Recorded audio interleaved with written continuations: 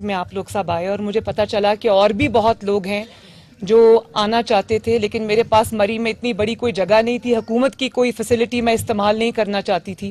تو تہمینہ دولتانہ صاحبہ کو ہم سب شکریہ ادا کرتے ہیں کہ انہوں نے اپنا جو یہ جگہ ہے یہ ہمیں دی، اور خود آئیں۔ رات کو جب ان سے بات ہوئی تو خود آئیں اور انہوں نے کہا کہ میرے اپنے بچے ہیں تو میں آؤں گی اور میں خود ان کی ہوسٹ بنوں گی، تو ایک دفعہ ان کا بھی شکریہ ادا کریں۔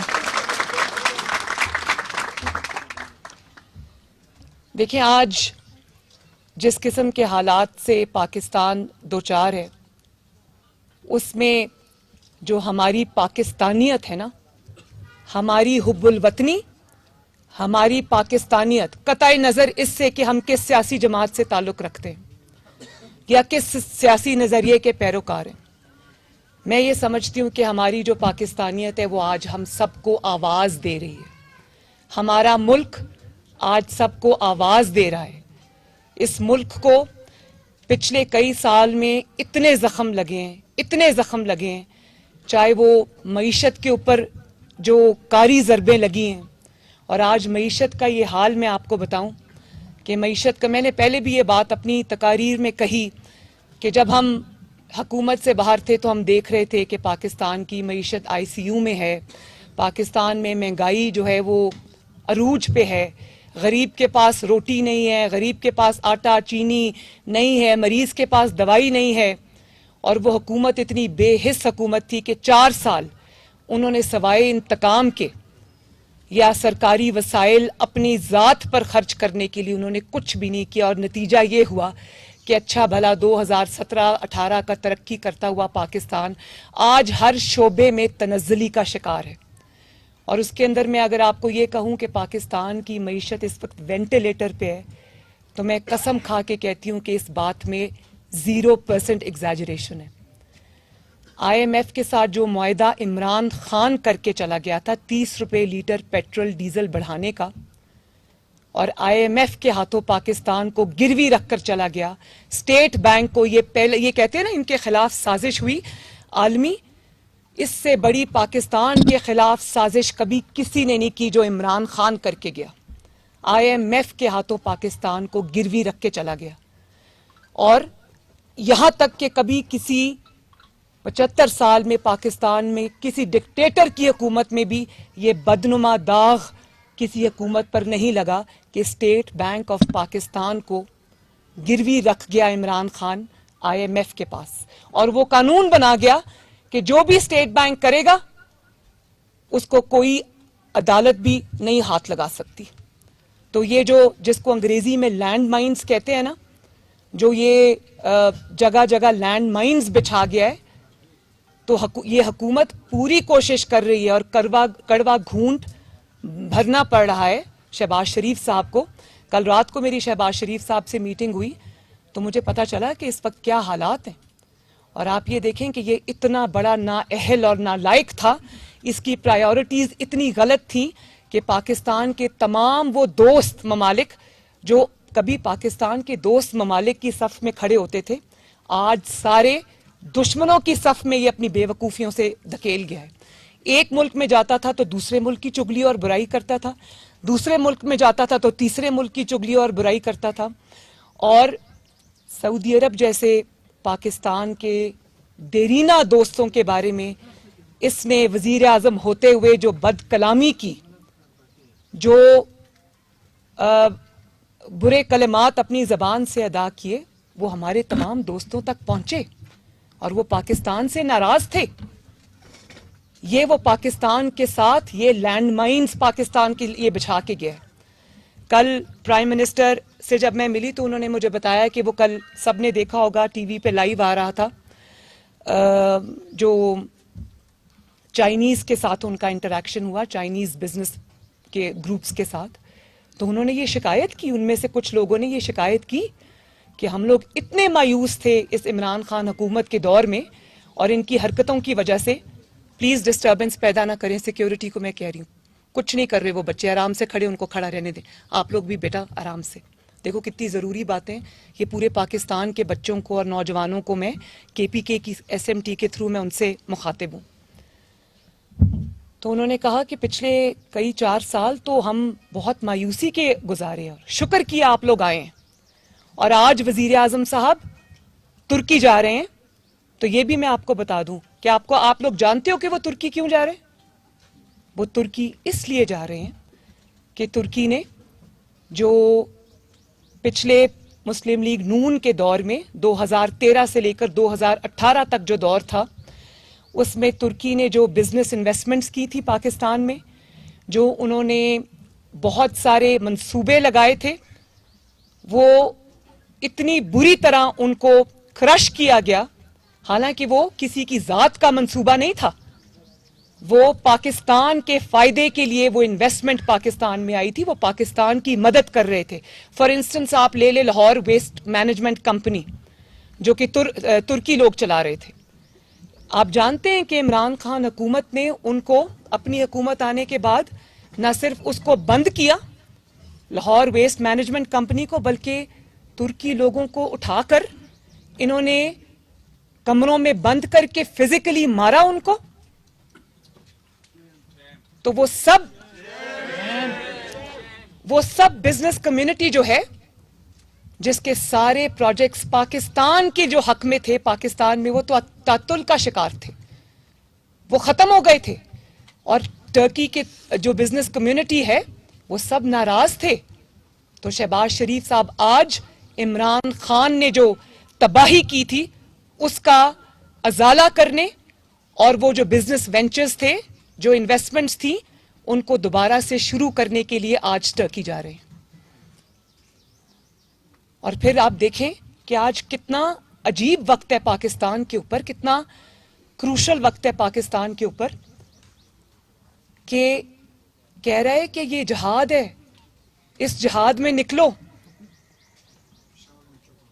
میں پورے وثوق کے ساتھ یہ بات جو آپ کو معلوم ہے میں کہنا چاہتی ہوں کہ یہ فساد، یہ جہاد نہیں ہے، یہ فساد ہے، اور اس فساد کو روکنا عین جہاد ہے.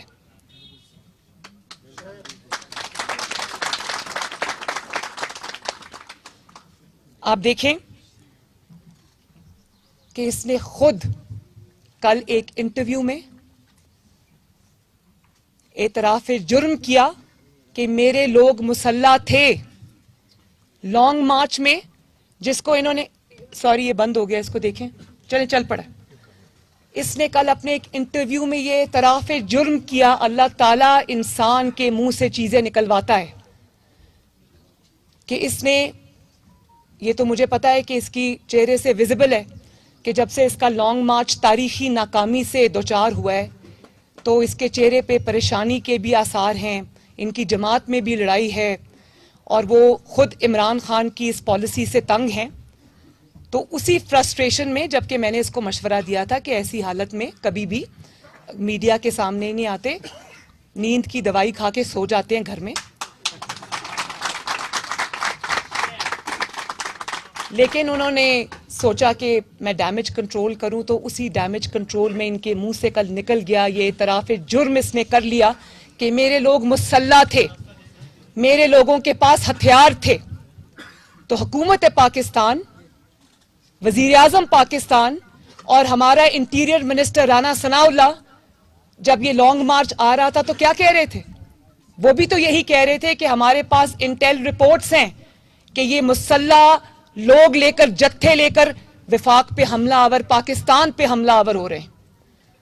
اور لاہور میں جس دن لانگ مارچ ہونا تھا، اسی دن لاہور کے ایک ان کے بہت اہم آفس ہولڈر زبیر نیازی، کیا نام ہے اس کا، اس کے گھر سے اتنا زیادہ اسلحہ نکلا کہ لگ رہا تھا کہ وہ لوگ کسی جنگ پہ جا رہے ہیں.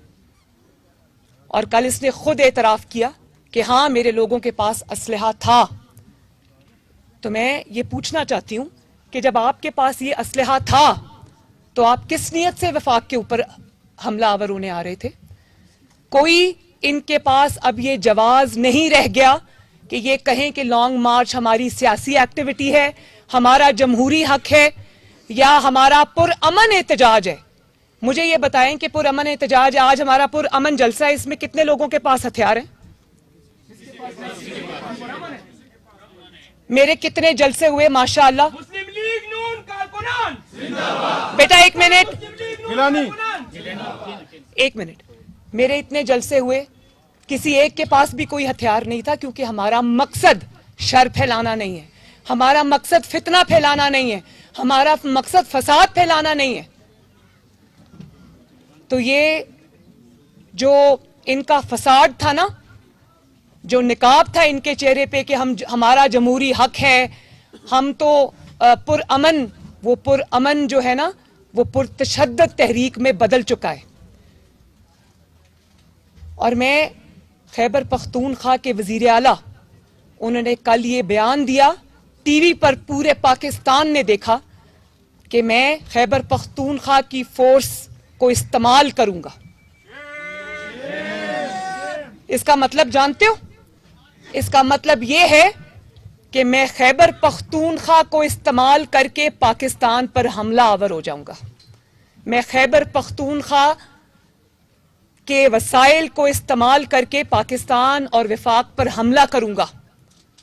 مجھے ذرا بتانا, اگر یہی بیان حمزہ شہباز شریف جو وزیر اعلیٰ پنجاب ہے اس نے دیا ہوتا کہ میں پنجاب کی فورس کو استعمال کر کے وفاق پہ حملہ آور ہو جاؤں گا, یا کسی اور صوبے پہ خدا نخواستہ حملہ آور ہو جاؤں گا, یا یہی بیان اگر جو سندھ کے وزیر اعلیٰ ہیں مراد علی شاہ صاحب, اگر انہوں نے یہ دیا ہوتا کہ میں اپنی فورس کو استعمال کروں گا سندھ کی فورس کو, یہ بیان کوئی اور نہیں دے گا, کیونکہ جتنی بھی سیاسی جماعتیں ہیں سب محب وطن سیاسی جماعتیں ہیں.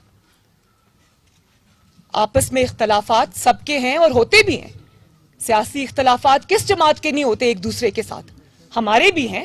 لیکن جہاں پاکستان کی بات آتی ہے, پاکستان کی سالمیت کی بات آتی ہے, حب الوطنی کی بات آتی ہے, تو پورا پاکستان ایک جگہ کھڑا ہوتا ہے, پاکستان کے سبز اور سفید جھنڈے کے سائے کے نیچے.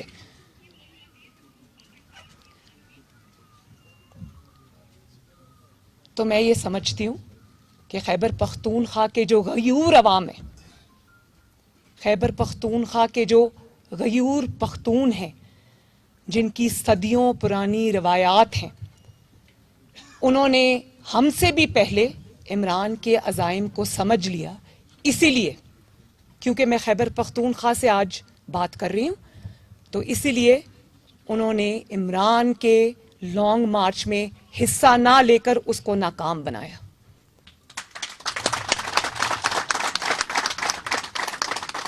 سب سے پہلے پختونوں نے, میرے غیور پختون بھائیوں نے, بہنوں نے, بزرگوں نے عمران کے مکروہ عزائم کو پہچانا. لیکن مجھے اس بات کا افسوس ہے کہ چاہے وہ پی ٹی آئی کے, پاکستان تحریک انصاف کے ورکرز تھے, وہ بچے شہید ہوئے, عمران کی اقتدار کی ہوس کی بھینٹ چڑھے. تو میں نے مردان میں بھی جو فیملی جس کے بچے شہید ہوئے, میں نے ان کے ساتھ بھی اظہار تعزیت کیا. اور لاہور میں بھی اگر پی ٹی آئی کا میں نے سنا ہے کہ کوئی کارکن شہید ہوا ہے, میں ان کی فیملی سے بھی ایک بار پھر تعزیت بھی کرتی ہوں, ان کے لیے دعا گو ہوں کہ اللہ تعالیٰ ان بچوں کے درجات بلند کرے. لیکن مجھے اس بات کا جواب چاہیے کہ ایک شخص نے جس نے اپنی کرسی کی خاطر پختونوں کے بچوں کو کیوں مروایا, کیوں اس نے ان پختونوں کے بچوں کو اس جنگ میں جو کہ ذاتی جنگ ہے, فساد ہے, انتشار ہے, اس میں جھونکا؟ کیا قصور تھا ان بچوں کا؟ کہاں ہیں عمران خان کے اپنے بیٹے؟ جہاد تو اگر جہاد ہے تو جہاد تو آپ پہ بھی فرض ہے, مجھ پہ بھی فرض ہے, پاکستان کے ہر مسلمان پر فرض ہے. تو جہاد تو ہر مسلمان پہ فرض ہے, تو اس کے بچے بھی مسلمان ہیں, ذرا آئیں جہاد میں. تمام جو فرنٹ لائن ہے جہادیوں کی اس میں کھڑے ہوں. لوگوں کے بچے اور عمران کے بچوں میں فرق ہے؟ کیا فرق ہے ان میں کہ وہ عمران خان کے بچے اور یہ غریب عوام کے بچے, یہ پختونوں کے بچے؟ اور پھر کیا فرق ہے ایک دہشت گرد میں اور عمران خان میں؟ دہشت گرد بھی اسی طرح حملہ آور ہوتے ہیں ہتھیاروں کے ساتھ پاکستان پر, وفاق پر, ایک صوبے کو دوسرے صوبے سے لڑاتے ہیں. کل جو خیبر پختونخوا کے وزیر اعلیٰ نے بیان دیا ہے, وہ ایک صوبے کو وفاق سے لڑانا اور ایک صوبے کو دوسرے صوبوں سے لڑانے کی بڑی گھناؤنی قسم کی سازش ہے کہ میرا اگر اقتدار نہیں رہا تو میں ہر جگہ آگ لگا دوں گا. نہ اس میں میری کوئی پاکستانیت ہے، نہ پھر اس میں مجھے کسی کا کوئی خیال ہے. تو یہ عزائم صرف اور صرف ایک دہشت گرد کے ہوتے ہیں. تو کیا فرق ہے عمران خان میں اور دہشت گرد میں؟ تو میں آج سارے قانون اور آئین نافذ کرنے والے اداروں سے یہ سوال کرتی ہوں کہ کیا ایسے دہشت گرد کو جو کھلے عام اپنی دہشت گردی کا اعتراف کرے، کیا اس کو کھلی چھٹی ملے گی؟ رد الفساد جب ہم نے لڑی تو وہ دہشت گردوں کے خلاف تھی نا. وہ ٹیررسٹ بھی سامنے کھڑا کر کے وردی میں ملبوس ہمارے فوجی بھائیوں کو اور ہمارے پولیس کے بھائیوں کو اور لا انفورسمنٹ ایجنسیز کے سینوں میں گولیاں اتار.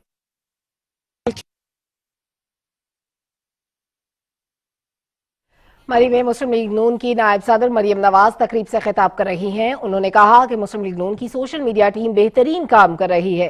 پاکستان کی معیشت اس وقت ICU میں ہے. گزشتہ حکومت کی ناقص پالیسیوں کی وجہ سے ہر شعبہ تنزلی کا شکار ہے. عمران خان کے IMF کے ساتھ معاہدے کی وجہ سے پیٹرولیم مصنوعات. اگر آپ نے فساد کرنا ہے تو پھر انشاءاللہ تعالی پاکستان بھی ایک نیا رد الفساد آپ کے خلاف لانچ کرے گا.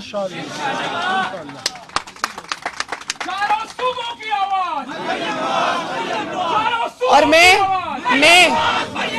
میں یہ بھی کہنا چاہتی ہوں کہ وہ جو رد الفساد دہشت گردی کے خلاف لڑا گیا تھا نا، دہشت گردی ابھی بھی اس وقت بھی پاکستان کی پاکٹس میں تھی. انہوں نے سیاسی نقاب نہیں اوڑا ہوا تھا.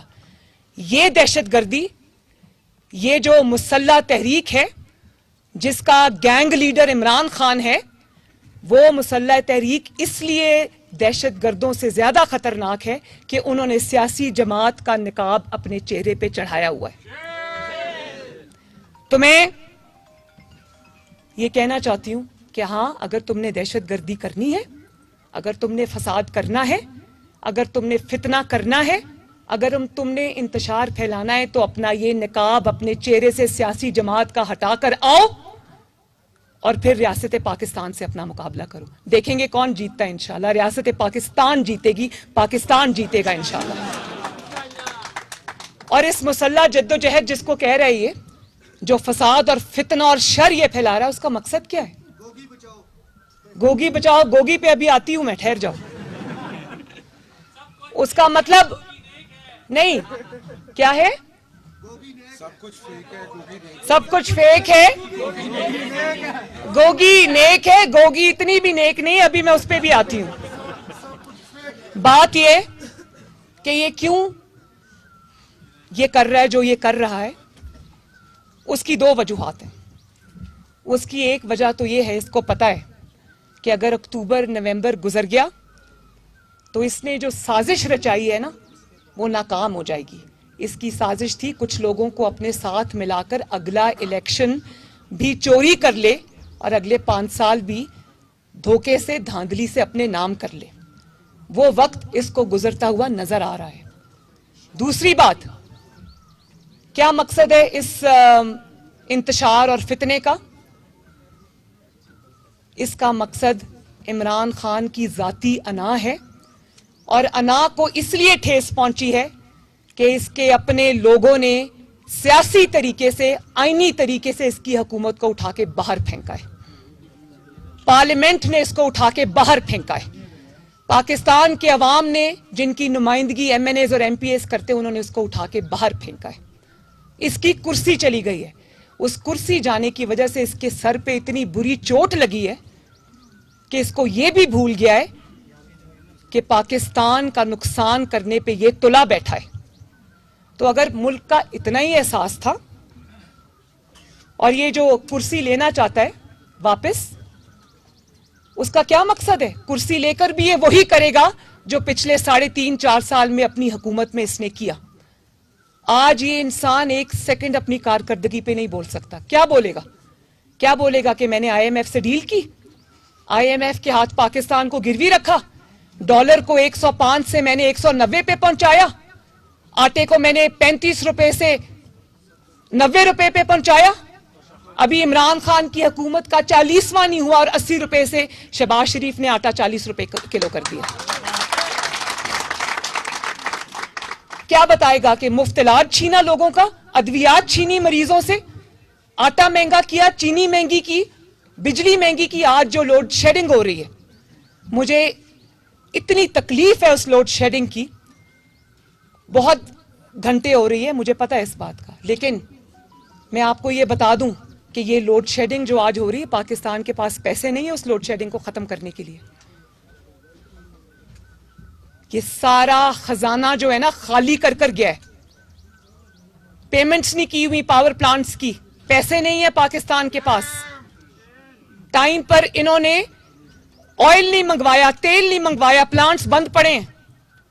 اب حکومت پاکستان, شہباز شریف صاحب دن رات کوشش کر رہے ہیں کہ کسی طریقے سے اس لوڈ شیڈنگ کو ختم کیا جائے.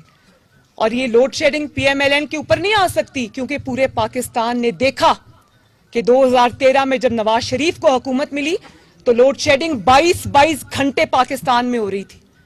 3 سال کے اندر اندر اللہ تعالیٰ کے فضل و کرم سے نواز شریف نے جنات کی طرح کام کیا اور نئے پاور پلانٹس لگائے اور لوڈ شیڈنگ کو 0 پہ لے کر آیا. جب ہم آپ کو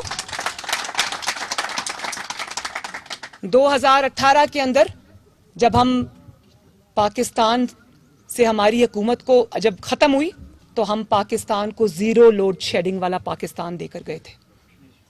اگر اس وقت اگر وزیر اعظم نواز شریف اور اس وقت کے وزیر اعلیٰ شہباز شریف اگر لوڈ شیڈنگ کو ٹھیک نہ کرتے تو آج پورے پاکستان میں 22 نہیں 24 گھنٹے کی لوڈ شیڈنگ ہوتی.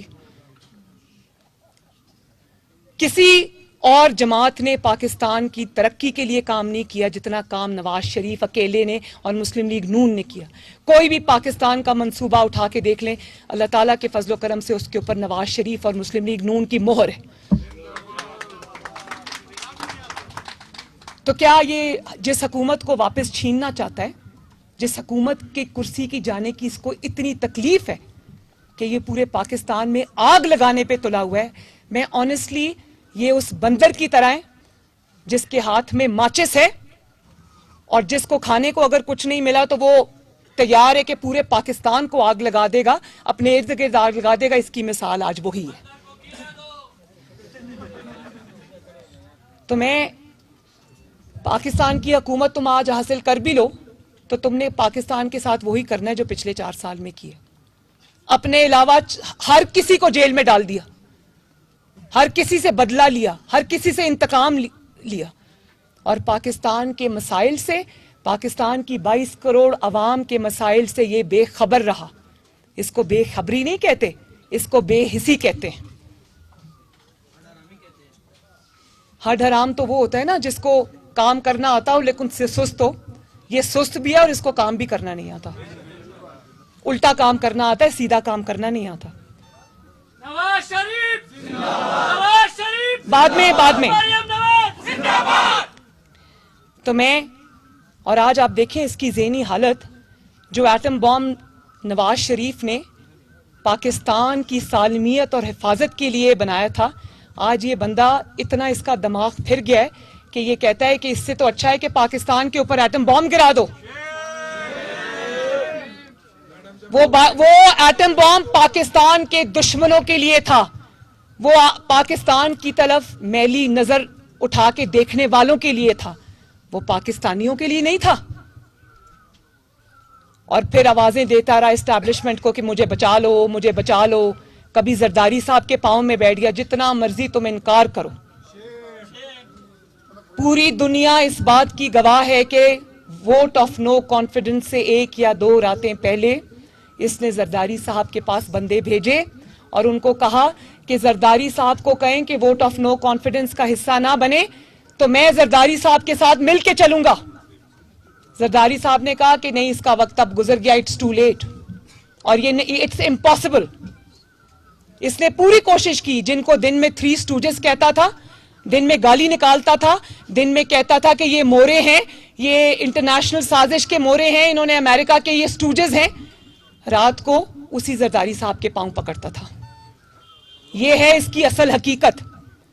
اور اس کے بعد جب اس کو نظر آ گیا کہ اس کا لانگ مارچ تو ناکام ہونے جا رہا ہے, کیونکہ لانگ مارچ کے لیے بلڈ اپ کی ضرورت ہوتی ہے, عوام کے اندر جوش و جذبے کی ضرورت ہوتی ہے, عوام کے جو اکٹھا کرنے کی ضرورت ہوتی ہے. تو اس کو نظر آ گیا تھا 2 دن پہلے کہ عوام کے اندر نہ کوئی جوش ہے نہ جذبہ ہے.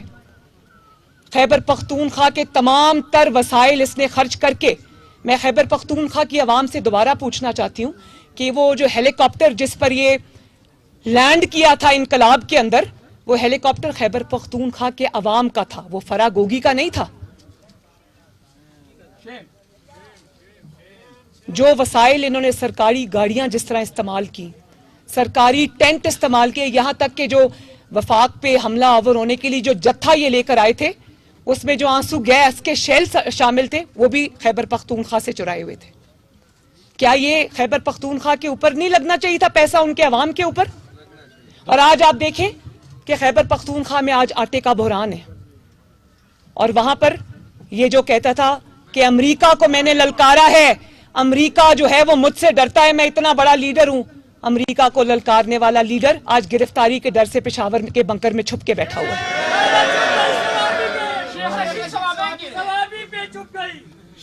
اور آپ دیکھو,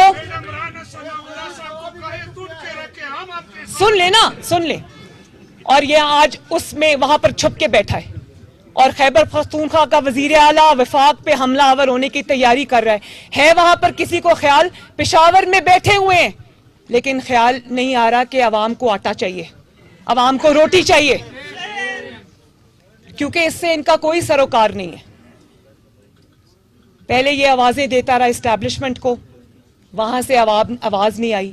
جس نمبر پہ یہ کالز کر رہا تھا وہ نمبر تو بدل گیا تھا, اور باقی کے لوگوں نے اگر سبق سیکھا اور انہوں نے اپنے آئینی اور قانونی رول تک اپنے آپ کو محدود کرنے کی انہوں نے ایک فیصلہ کیا, تو اس کو سمجھ آ گئی کہ اب وہاں سے بھی میری مدد کے لیے کوئی نہیں آ رہا. یہ ان کو پکارتا رہا, پھر ان کو پہلے پکارتا رہا مدد کے لیے, جب وہ مدد کو نہیں آئے انہوں نے کہا کہ ہم نیوٹرل ہیں, ہمارا سیاست سے کوئی تعلق نہیں ہے. تو پھر اس نے ان کو دھمکانا شروع کر دیا, ان کو کہتا ہے میر جعفر, میر صادق. اس کی پوری زندگی محسن کشی سے بھری پڑی ہے. ادھر سے شروع ہو جائیں, ماجد خان سے لے کے علیم خان تک, اس نے ہر اس شخص کو ڈسا جس شخص نے اس کے اوپر احسان کیا. اور آج یہ اسٹیبلشمنٹ جو کہ اس کے محسن تھے ان کو میر جعفر اور میر صادق کہہ کے بلا رہے ہیں.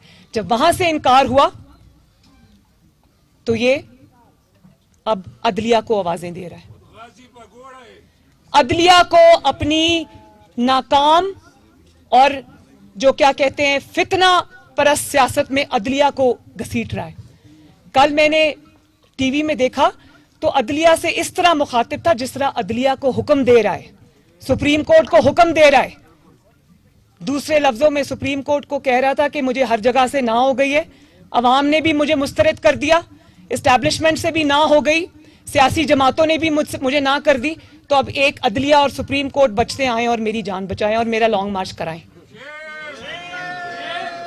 تو میں عدلیہ سے بھی بہت ادب سے یہ گزارش کرنا چاہتی ہوں, میں عدلیہ کو ڈکٹیٹ نہ کر سکتی ہوں نہ کروں گی. محترم ادارہ ہے, پاکستان کا ادارہ ہے, تو میں عدلیہ سے یہ ریکویسٹ کروں گی کہ اس کی گندی اور انتشاری سیاست کا حصہ مت بنے. یہ عدلیہ کے چند ججز کو بھی ثاقب نثار بنانے کا ارادہ لے کے نکلا ہوا ہے.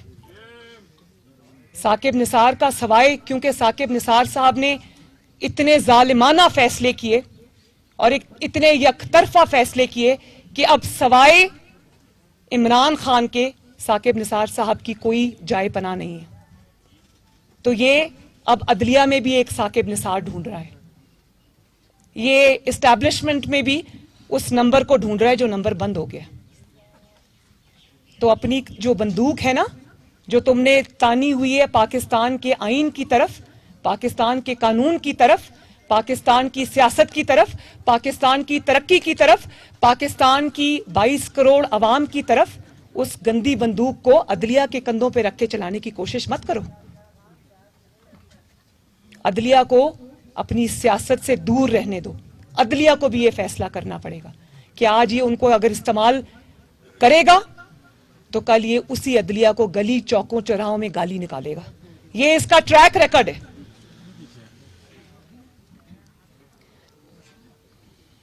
اور پھر آپ بات سنیں, جب منہ کھولتا ہے تو غلاظت ٹپکتی ہے. کیا اس طرح کا؟ میں دوبارہ سے آج یہ بات کہتی ہوں کہ جب تک عمران خان اس سیاست میں ہے, پاکستان کو لکھ کے دیتی ہوں, جب تک اس کی گھیراؤ جلاؤ کی سیاست کو روکا نہیں جاتا, پاکستان 1 انچ بھی ترقی نہیں کر سکتا. پاکستان 1 انچ بھی آگے نہیں بڑھ سکتا. اور یہ جو کہتا ہے نا ہمارا تو پرامن مارچ تھا, تو میں تو اس لیے وہاں سے بھاگ گیا, چلا گیا, کیونکہ مجھے نظر آ رہا تھا کہ لوگ جو ہے وہ یہاں لڑائی ہو جائے گی, خون ہو جائے گا. بھئی اور کتنی لڑائی ہونی تھی؟ پورا اسلام آباد, پورا دارالخلافہ پاکستان کے وفاق کی علامت کو آپ نے آگ لگا دی. اس کے پیچھے اور کیا بچتا ہے؟ کبھی کسی نے جنگوں میں بھی درختوں کو آگ نہیں لگائی. جب درخت جلے تھے تو میرا دل جل رہا تھا. جب وہ گرین بیلٹس جل رہی تھی تو میرا دل جل رہا تھا. لوگوں کو کہتا تھا میں کتنے ارب درخت لگا رہا ہوں. وہ 1 ارب درخت جو تھے وہ سارے خیبر پختونخوا کے وزیروں کی پاکٹس میں چلے گئے. اور عوام کو کہتا تھا 1 ارب درخت لگا رہا ہوں, پورے اسلام آباد کے درخت جلا دیے, گرین بیلٹس جلا دی. تو وہ اسلام آباد مسلم لیگ نون کا تو نہیں ہے, وہ اسلام آباد حکومت پاکستان کا تو نہیں ہے, وہ اسلام آباد 22 کروڑ عوام کا ہے. وہ پاکستان کی, وہ اسلام آباد حکومت کا نہیں ہے, وہ اسلام آباد پاکستان کی امانت ہے. اور جب تم نے دیکھا کہ لوگ نہیں آئے, تمہیں مسترد کر دیا لوگوں نے, تو تم یہ بہانہ بنا کے نکل گئے اور بعد میں آ کے کہتے ہو کہ ایک چھوٹی سی تقریر کر کے تم دوڑ گئے, اور بعد میں آ کے لوگوں کو یہ کہتے ہو کہ میں نے ان کو روکا ہوا تھا کیونکہ وہاں پر آگ اور خون اور فساد ہو جانا تھا. اس سے زیادہ فساد اور کیا ہوتا ہے؟ اس کے بعد باقی کیا بچتا ہے؟ پولیس والوں کی سینوں میں تم نے کھڑے ہو کے گولیاں ماری, اس کے بعد اور کون سا فساد بچتا ہے؟ تمہارے لوگوں کے گھروں سے اسلحہ برآمد ہوا, اس کے بعد اب کون سا فساد بچتا ہے؟ پورے اسلام آباد میں تم نے آگ لگا دی, اس کے بعد اب کیا بچتا ہے؟ لیکن شاباش ہے پاکستان کے عوام کو کہ انہوں نے اس فتنے کو سب سے پہلے پہچانا. اور پھر کہتے ہیں, کل میں ان کی ایک خاتون رکن ہے, ان کا سٹیٹمنٹ پڑھ رہی تھی, کہتے ہیں ہمارے لیے راستہ کھولے, پھر دیکھیں انقلاب کیسے آتا ہے. انقلاب راستے کھلنے سے نہیں آتا, انقلاب بند راستوں کو کھول کر اپنا راستہ بنا کے آتا ہے. تو اگر یہ کہیں گے ہم نے تو انقلاب لانا تھا لیکن سامنے رانا تھا,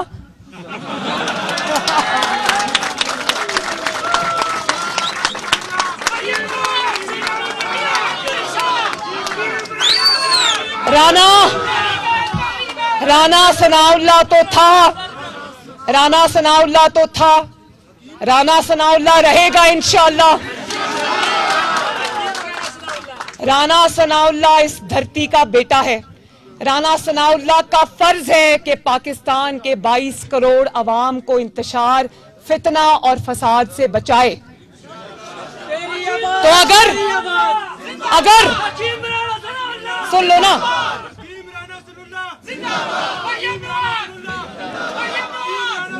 تیمینہ آنٹی آپ سن رہی ہیں, وہ کہہ رہے حکیم رانا ثناء اللہ. رانا ثناء اللہ آج پورے پاکستان کا ہیرو ہے. اور جب آپ کسی کے ساتھ ظلم کرتے ہو, زیادتی کرتے ہو, ناانصافی کرتے ہو, تو فیصلے آسمان سے آتے ہیں. یہ وہی رانا ثناء اللہ تھا نا جس کو تم نے ہیروئن کا جھوٹا مقدمہ ڈال کر اس کے اوپر تم نے اس کو بند کیا سلاخوں کے پیچھے. وہ یاد ہے نا کہ جان اللہ کو دینی ہے. اور آج اللہ تعالیٰ کا فیصلہ آیا تو آج وہی رانا ثناء اللہ ان کے آگے پاکستان کے لیے دیوار بن کر ڈٹ کے کھڑا ہے.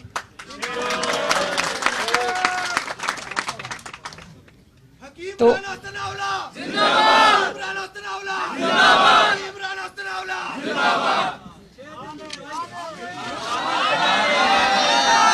رالے رالے رانا رالے.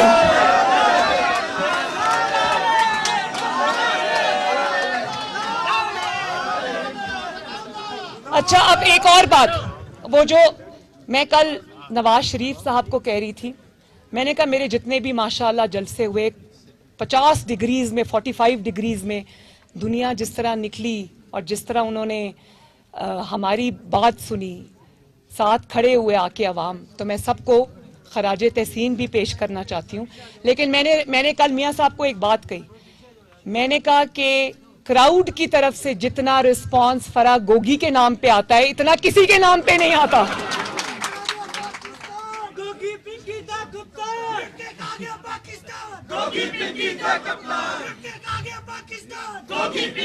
اچھا اب ٹھہر جاؤ. اب فرا گوگی کو نیب نے نوٹس بھیجا کہ جواب دو, یہ لوٹ مار جو تم نے کی ہے اس کا جواب دو, اپنے ذاتی ملازموں کے ناموں پہ, اپنے کوکس کے نام پہ, اپنے نوکروں کے نام پہ. تو کل نیب نے کہا کہ فرا گوگی صاحبہ کا جواب آیا ان کے لائر کے ذریعے کہ فرا گوگی صاحبہ تو کوئی پبلک آفس ہولڈر نہیں ہے, اس لیے ان سے سوال نہیں پوچھا جا سکتا. تو ہم بھی تو یہی کہہ رہے ہیں کہ وہ تو پبلک آفس ہولڈر نہیں تھی, تو پھر اس کو وزیر اعلیٰ پنجاب کے عہدے پہ کس نے بٹھایا تھا؟ پھر اگر وہ پبلک آفس ہولڈر نہیں تھی تو کس نے اس کو یہ اختیار دیا تھا کہ کروڑوں روپیہ رشوت لے کر وہ لوگوں کی پوسٹنگ, ٹرانسفرز اور تبدیلیاں کرائے؟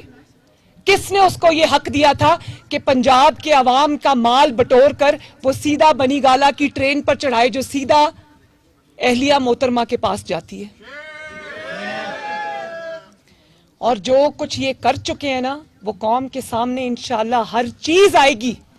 وہ جو ایک روحانی یونیورسٹی بن رہی تھی اس کے لیے زمین کہاں سے آئی, وہ رنگ روڈ کے پاس جو 200 کنال زمین تھی وہ کہاں سے آئی اور کس نے دی اور کیسے اس میں مال بنایا, کس طرح پنجاب کے اور پاکستان کے عوام کے حق پہ فرا گوگی نے ڈاکہ ڈالا, اور وہ پیسہ کہاں جاتا تھا؟ سیدھا بنی گالا کے محل جاتا تھا. اس بھول میں نہ رہنا, فرا گوگی عمران خان کی اور اس کی پیرنی کی فرنٹ وومن تھی. تو میں یہ کہنا چاہتی ہوں کہ جب لوٹ مار ہو رہی تھی, جب عوام کا حق کھایا جا رہا تھا, اس وقت فرا گوگی آفس ہولڈر تھی. اب جب جواب دینا پڑا ہے تو پیچھے چھپ گئے ہیں کہ وہ آفس ہولڈر نہیں تھی. مریم نواز کون سی آفس ہولڈر تھی جس کو نیب نے پکڑا؟ کیا مریم نواز وزیر اعظم تھی؟ وزیر اعلیٰ تھی؟ وزیر تھی؟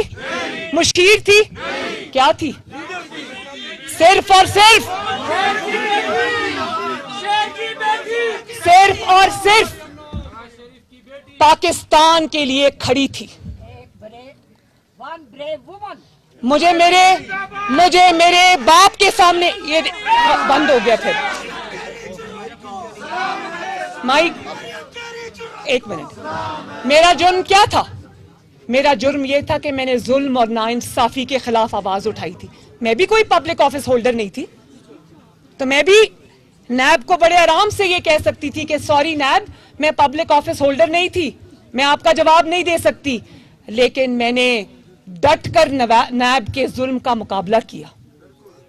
میں نے 60 دن نیب میں, 57 ڈیز میں نیب میں رہی, سولیٹری کنفائنمنٹ, 24 گھنٹے کمرے میں بند. نیب کے مظالم میں نے سہے. اڈیالہ میں 4 مہینے بند رہی جہاں میری والدہ کی وفات ہو گئی. کوٹ لکھپت میں اپنے والد کو ملنے گئی. ان دنوں میں اپنے والد کی رہائی کے لیے, کیونکہ ارشد ملک صاحب کی, وہ جو جج ارشد ملک مرحوم ہیں, ان کی گواہی سامنے آئی تھی جس سے یہ دنیا کو پتہ چل گیا کہ نواز شریف بے گناہ ہے. تو میں اس کی بے گناہی کے لیے, اس کی جو کورٹ سے ان کی انصاف کے لیے میں جگہ جگہ جلسے کر رہی تھی. تو عمران خان کو تکلیف ہو گئی. میں اپنے والد کو کوٹ لکھپت جیل ملنے گئی, وہاں پر میرے والد کے سامنے انہوں نے مجھے گرفتار کر لیا. اور جس مقدمے میں گرفتار کیا, جس انویسٹیگیشن کے لیے مجھے گرفتار کیا, آپ جانتے کہ 2 سال بعد آج بھی وہ مقدمہ نہیں بنا, کیونکہ بن سکتا ہی نہیں تھا. इकामा भी झूठ था, पैनामा भी झूठ था, सारे इल्जामात झूठ थे। आज जो ये कहता है कि सारी काबीना जो है वो जमानत पे है, तो वो सारी काबीना इसलिए जमानत पे है कि इमरान खान तुमने झूठे मुकदमात में उन सबको इंतकाम के लिए अंदर कराया। और ये कोई शर्मिंदगी की बात नहीं है, ये बड़े फख्र की बात है कि मुस्लिम लीग नून ने शहबाज शरीफ समेत, हमजा शहबाज समेत, नवाज शरीफ समेत, मरियम नवाज शरीफ समेत, शाहिद खाकान अब्बासी, राना सनाउल्लाह, एहसन इकबाल, जितने भी, मिफ्ता इस्माइल साहब, साद रफीक साहब, हनीफ अब्बासी साहब, अमीर मकाम साहब, सलमान रफीक साहब, ये सब जमानतों पे हैं। लेकिन ये जमानतों पे इसलिए हैं कि तुमने इंतकाम पर मबनी झूठे केस इन पर बनाए थे। और फख्र की बात यह है कि इन सब ने सीना तान कर डट कर तुम्हारे मजालिम का मुकाबला किया।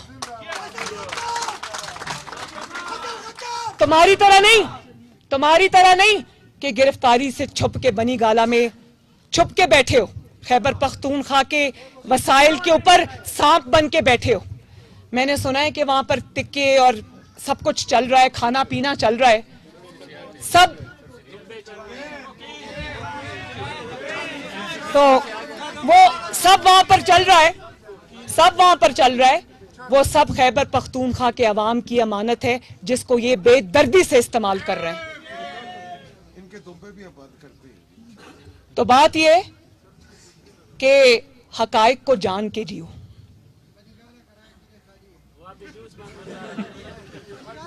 और जितनी दिन इमरान खान आज पेशावर के बंकर में जाके गिरफ्तारी के डर से छुप के बैठा है ना, और जहां पूरी खैबर पख्तूनख्वा की हुकूमत उसकी तवाज़ो और आओ भगत में लगी है और वफाक पे हमला करने की तैयारी कर रही है, मैं खैबर पख्तूनख्वा की आवाम को ये कहना चाहती हूँ और मैं गयूर पख्तूनों को ये कहना चाहती हूँ कि जितना पैसा उन पर खर्च हो रहा है, अगर ये पैसा खैबर पख्तूनख्वा के अवाम पर खर्च होता, जितना टाइम अब केपी के वजीर आला हाउस में इमरान खान बैठ के लगा रहे, इतना टाइम अपने उस पिछले 10 साल में उसने खैबर पख्तूनख्वा पे लगाया होता तो खैबर पख्तूनख्वा में भी तरक्की आज लाहौर की तरह हुई होती।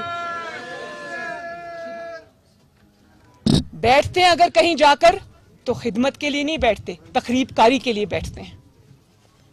और फिर कल परसों में सुन रही थी एक नया प्रोपेगेंडा, क्योंकि झूठा खत जो है उसका तिया पांचा हो गया, झूठी साजिश के ड्रामे का तिया पांचा हो गया, मुझे जान का खतरा है, मैं कत्ल कर दिया जाऊंगा, उसका तिया पांचा हो गया, लॉन्ग मार्च का तिया पांचा हो गया। तो अब एक अचानक नई बात आई है कि हुकूमत पाकिस्तान ने शायद कोई वफद इसराइल भेजा है। एक मिनट, वो कतई नजर इस बात से कि इसने क्या इल्जाम दिया, इसके अपने लोग उस वफद में शामिल है जो इसके फाइनेंसियर्स हैं, उसका हुकूमत पाकिस्तान से कोई ताल्लुक नहीं। हुकूमत पाकिस्तान आज भी अपने फलस्तीनी बहनों और भाइयों के साथ खड़ी है और इसराइल से बात करना तो क्या कभी मुड़ के इसराइल की तरफ नहीं देखेगी। लेकिन दूसरों पे तुम इल्जाम लगाते हो, तो मैं ये बता दूं कि पाकिस्तान में अगर कोई वाहिद शख्स है जिसके ताने बाने सीधे इसराइल से मिलते हैं, जिसके खानदानी लिंक्स और कनेक्शंस इसराइल के साथ हैं, उसका नाम है इमरान खान। और ये वही है जिसने पूरी दुनिया के सामने एक मुसलमान पाकिस्तानी के मुकाबले में, जब मेयर का इलेक्शन आया लंदन के मेयर का, उसने पाकिस्तान के मुसलमान के मुकाबले में एक इसराइली जैक गोल्डस्मिथ की जो इसका साला था, इसने उसकी कैंपेन चलाई। के मुकाबले में इसने तो मैंने ट्वीट भी किया था, मैं दोबारा भी कहना चाहती हूं कि अगर इस किस्म के घटिया प्रोपेगेंडे की तरफ तुम आए भी ना, तो तुम्हें ऐसा मुंह तोड़ जवाब मिलेगा कि तुम्हें छुपने की जगह नहीं मिलेगी इंशाअल्लाह। और आखिर में मैं ये जरूर कहना चाहती हूं कि मैं अपने खैबर पख्तूनख्वा के अवाम से इस SMT के जरिए और अपने खिताब के जरिए और पाकिस्तान के तमाम नौजवानों से, माओं से, बेटियों से, बहनों से, बुजुर्गों से, भाइयों से मैं ये गुजारिश करना चाहती हूँ کہ ایک شخص جو پاکستان کی ترقی، پاکستان کی سالمیت، پاکستان کے سکون، پاکستان کے چین پر حملہ آور ہے، اس شخص کو اس کا عبرتناک انجام تک پہنچائیں۔ تو یہ میری ایس ایم ٹی جو ہے یہ کے پی کے میں واپس جا کے یہ اپنا میسج اپنے گلیوں میں محلوں میں دے گی، اور جتنا اس نے پاکستان کی معیشت کا اور پاکستان کے ہر شعبے کا نقصان کر دیا ہے، ہماری معاشی اقدار کا نقصان کر دیا ہے، بسم اللہ الرحمن الرحیم پڑھ کے، قرآنی آیات پڑھ کر یہ عورتوں پہ جملے کسنا شروع ہو جاتا ہے۔ تو اس کے لوگ کنفیوزڈ ہیں اس کے لوگ کہ اسلامک ٹچ دینا ہے کہ میوزک کا ٹچ دینا ہے کہ کیا ٹچ دینا ہے۔ تو مذہب کو اپنی سیاست کے لیے استعمال کرنے والا، مذہب کو اپنے سیاسی مخالفین کے خلاف ہتھیار بنا کے استعمال کرنے والا، اس سے زیادہ بڑا خطرناک شخص اور فتنہ پاکستان میں ہو نہیں سکتا۔ تو سب مل کے یہ فیصلہ کریں کہ مسلم لیگ نون کی حکومت کے، اتحادیوں کی حکومت کے، شہباز شریف صاحب کی حکومت کے ہاتھ مضبوط کریں گے۔ میں آپ سے وعدہ کرتی ہوں کہ پاکستان میں امن ہوگا، سکون ہوگا، چین ہوگا، حکومت کو کام کرنے دیا جائے گا، تو انشاءاللہ تعالی نواز شریف کی سربراہی میں شہباز شریف جیسا وزیر اعظم ہمیں ملا ہے، ہم انشاءاللہ تعالی چند ماہ میں پاکستان کو ان بحرانوں سے نکال کر لے جائیں گے۔ شکریہ۔ اب اس کے بعد اب سوشل میڈیا کی جو ہم نے میٹنگ کرنی ہے، وہ عالمگیر آپ آئیں اور اپنی اسٹریٹجی جو ہے وہ بتائیں، اور اس کے بعد ہم اس میں فیصلہ کریں گے کہ اس کو اور بہتر کیسے کرنا ہے۔ آپ سب کا بہت بہت شکریہ۔